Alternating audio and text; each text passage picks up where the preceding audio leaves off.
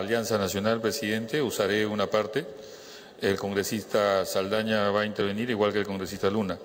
Yo quiero llamar, por su intermedio, presidente, antes de empezar, saludar al presidente del Consejo de Ministros, Javier Velázquez Quesquén, colega nuestro, y además paisano. Y además también saludar al ministro de Economía y Finanzas, quien nos acompaña esta mañana, para debatir un tema fundamental para el país, como es el tema de la ley de presupuesto, endeudamiento público y sucedáneos, presidente. Quiero llamar la atención sobre algunos hechos puntuales a efecto que el ministro tenga la gentileza de aclarar a la representación nacional. Es cierto que entre el año 2009 y 2010 el presupuesto crece 13%. Sin embargo, con relación al año 2006, el crecimiento es de 71%. O sea, hay un crecimiento realmente importante en estos últimos años. En el año 2008, el ministro Valdivieso nos señaló de que el tema del país era el tema de la inflación.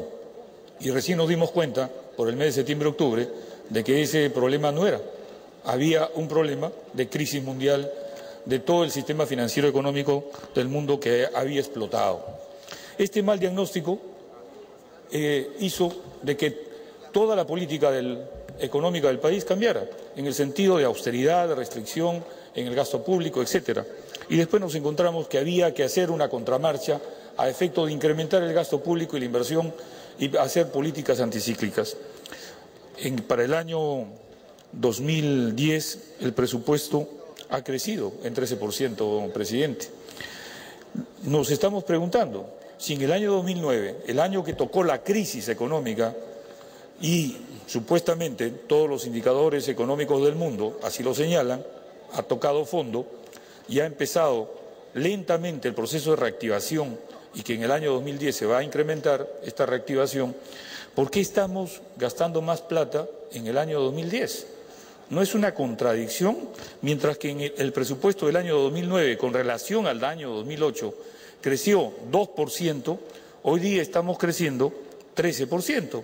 O sea, yo quisiera, en todo caso, que nos dieran una explicación sobre este tema. ¿Por qué crece el presupuesto? Porque hay un componente importante del gasto corriente.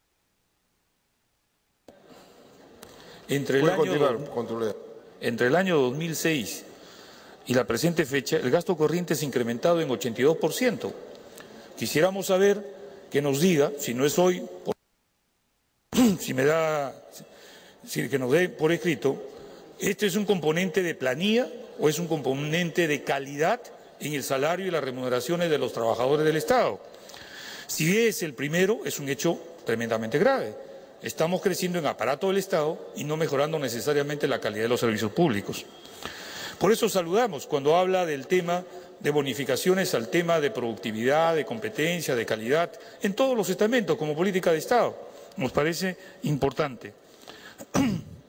Pero, sin embargo, la pregunta nuevamente es, si el gasto corriente crece, ¿qué estamos haciendo con los ingresos permanentes? Los ingresos permanentes están creciendo, sin embargo, no lo vemos así, porque la recaudación tributaria, que ha sido una constante y permanente preocupación nuestra, porque se amplíe la base tributaria, el tributo es la mejor forma de equidad de cualquier sociedad. Sin embargo, hemos persistido en el tema de cuál es la presión tributaria por departamento, por regiones, por ciudades. Sin embargo, en estos últimos 3 o 4 años las respuestas han sido tibias o casi nada. Y vemos que la presión tributaria y los ingresos tributarios han caído en todo este año, como promedio, y tenemos igualmente el ingreso tributario promedio de menos 13% y el impuesto a la renta ha llegado en el mes de junio, en el mes de mayo y junio a menos 30%. Entonces, hay preocupaciones que con ingresos, los egresos permanentes se estén subvencionando, se estén financiando con ingresos temporales que tienen graves problemas en su viabilidad financiera, presidente. Saludamos el tema del aseguramiento universal y los fondos que está destinando el ministro a los departamentos más pobres, pero nos preocupa que se esté destinando fondos de 128 millones de soles cuando no se ha definido el plan esencial de aseguramiento. ¿Cuál es el listado de las enfermedades que se va a tratar? ¿Cuánto es el costo de ese plan? ¿Cuánto es el costo per cápita de ese plan de aseguramiento en esos departamentos? Para que concluya, colega congresista. Presidente, tenemos entendido que el reglamento señalaba y habíamos acordado que era 15 minutos. Yo no he hecho uso de los 15 minutos. Pero ha hecho usted de los 5 minutos que estaba programado. Quiero 5 minutos más a cuenta del tiempo de mi bancada, presidente. Puede hacer uso de la palabra y continuar, señor congresista. Gracias, presidente. Un aspecto adicional es el tema de Lima Metropolitana, que hace las veces de gobierno local y también de gobierno regional.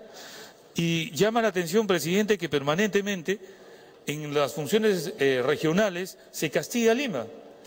Está bien, consideramos que hay un desarrollo importante en Lima, pero hay zonas de pobreza tremendas en la ciudad. Entonces, en el año 2008 se asignó 41 millones y es la única región que no creció en el año. El tema del Fondo Común es otro tema que goza de una inequidad. En el caso de Lima, como el Callao, son las ciudades más afectadas en el tema del Fondo Común, como si no hubiera en la ciudad pobreza.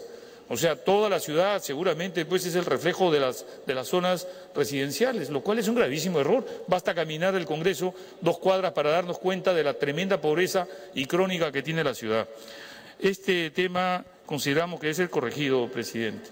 Quiero señalar algunos aspectos puntuales de la ciudad y un presupuesto administrativo para la Autoridad Autónoma del Tren Eléctrico por 262 millones de soles. En cifras globales, a efecto de no cansar a nadie, presidente.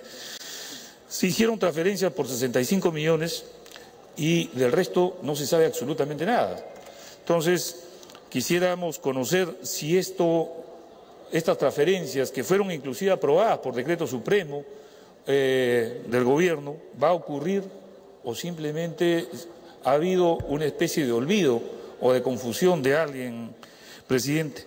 En la misma forma, en el tema de Salvador Allende y Pachacútec, que el presidente de la República ha anunciado el día de ayer, y nos parece estupendo, y además ha salido el decreto, de la transferencia de 13.9 millones beneficiando a la población de Villa El Salvador, Villa María del Triunfo, de San Juan de Miraflores, casi 2 millones de personas.